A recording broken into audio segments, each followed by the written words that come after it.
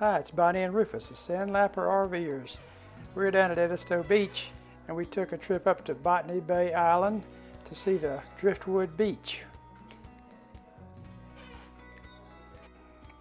Botany Bay is located about 2.5 miles northeast of the beach, and there's a road headed that way, and then you turn right off to a sign that says Botany Bay. It's pretty easy to find. Once you turn off the main highway, it's about a 2-mile drive down this beautiful tree-covered road, and then you'll come to an area where you check in, and then you drive to a parking area.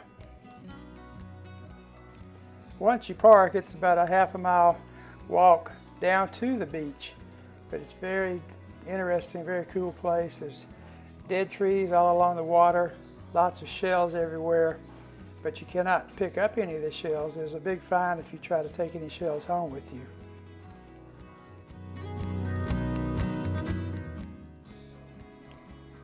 So enjoy the rest of the video. Don't forget to like and subscribe.